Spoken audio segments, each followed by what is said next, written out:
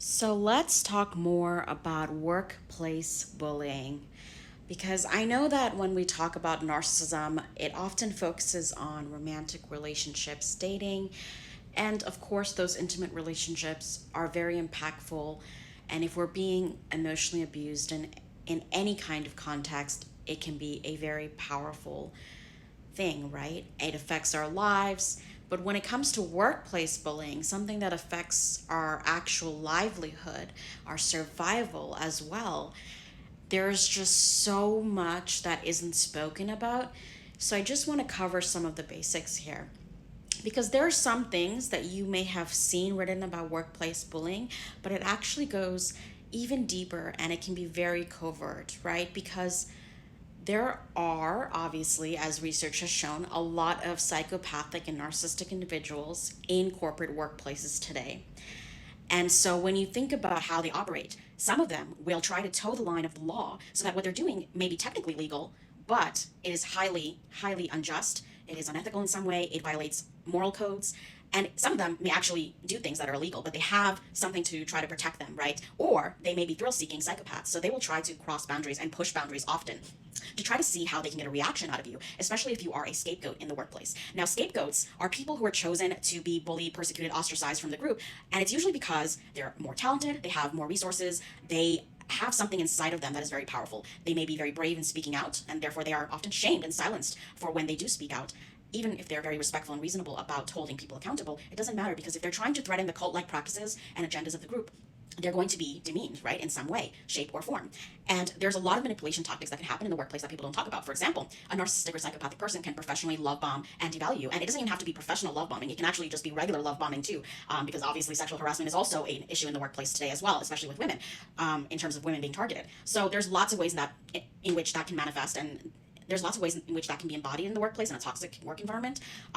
And so they will dangle the carrot, they will make false promises, they may future fake with you, right? Pretend that you're going to get a promotion or some sort of big reward at the end of your labor. And what they do is they exploit you for your resources, your labor, and then they start to withdraw those resources as soon as you speak up about, well, when am I going to get this? Or I see that I'm not really getting the benefits you guys are, or someone else is getting the benefits because you stole my ideas, right? Because theft of ideas and content, anything that you establish in a kind of toxic workplace environment will be exploited by these types of people, right? And you may not even get the credit. In some cases you do, in some cases you don't, right? It really depends on the toxic workplace and how much action you take in terms of holding them accountable, whether you take legal actions to protect yourself, whether you have documentation. So I really recommend if you are dealing with a toxic workplace, you do document everything, screenshots, emails, voicemails, text messages, anything and everything that can be documented. Even if you have no form of documentation in terms of maybe there's a conversation you had, at least write down the date and time it took place, write down any witnesses. Always try to have a witness if you are dealing with someone toxic in the workplace, right? Because that can help out. So again, they're making all these false promises. They're dangling the carrot. They may be stealing or exploiting your ideas for profit.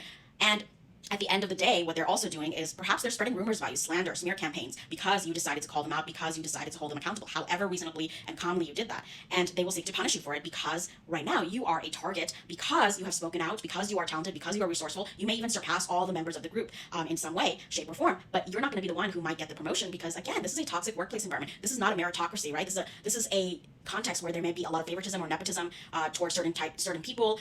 They have allies that they want to support because those allies are more loyal to them. So they have this agenda of using the scapegoat in whatever way they can and exploiting the scapegoat for their talents, their resources, their ideas, their gifts. And the scapegoat that is chosen is often the most powerful person in the room because they're willing to speak out. They're brave enough and to speak out. They often surpass the other members of the group, and that threatens the group members because, narcissistic CEOs, as shown by research, tend to surround themselves with other narcissistic people who can serve as allies. Now, it's not that there's no empathic members of the group. There may very well be, but those members are also being bullied in some way through emotional blackmail, through coercion, through basically threatening their livelihood, right? Because if you are a member of a toxic group, your first priority is probably not about speaking out because you've been coerced and devalued in such a way that you are intimidated and you feel powerless. So what do you do instead? You try to, not make any waves. You try to stay silent. You try to shrink yourself because that is a way for you to stay safe and protect your livelihood, right? People who have more resources or people who are willing to risk that to speak out, the scapegoats, they tend to be the ones who threaten the cult-like dynamics of the group because they're the ones giving healthy feedback that is actually truthful, because they may have less to lose or they just don't care, right? There's a point in everyone's life where they just simply do not care anymore. And they're willing to take that risk in order to protect themselves, to protect their work, to protect their labor, to protect their self-respect and their boundaries. And unfortunately, not everyone has that privilege.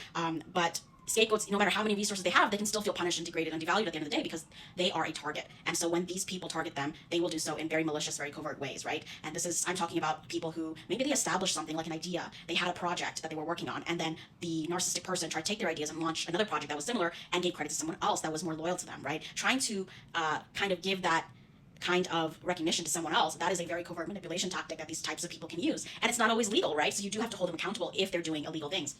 Another way they can scapegoat you and persecute you is trying to exclude you from activities where you should be included in, especially due to the nature of your work or your performance and your labor, right? And you're not getting that extra compensation that you should be based on your performance. Because if you are the highest performing person in that group, then you should be the one who gets access to the benefits, the resources, and the promotions, and basically you should be protected in a regular workplace that is healthy, that is based on merit and talent, right? But instead, what you see is that their loyal cronies, their allies, are the ones who are getting access based on your labor, and they're the ones who are benefiting from the profit or the recognition or the hard work that you actually put in. So this is a type of devaluation that is not often spoken about, but it is one of the most important things that we have to consider when it comes to toxic workplace environments, because the scapegoat is usually the one who is responsible for all the labor, all the benefits that the members of the group receive. And actually, one of my readers brought up a really good point about the crabs in a bucket mentality. It's very similar. These people are willing to basically hurt themselves in order to try to take down the scapegoat, because the scapegoat is often the most talented, the most empowered, and the ones that bring the most gifts to the group. But they are willing to try to devalue the scapegoat and restrict themselves from the benefits that the scapegoat brings, just to try to demean them and bully them so they can feel better about themselves. I want to hear from you. Or have you been the scapegoat in a toxic workplace environment? Have you been bullied at work? How did you deal with it? How did you handle it? I'd love to hear your stories and for you to share your voice on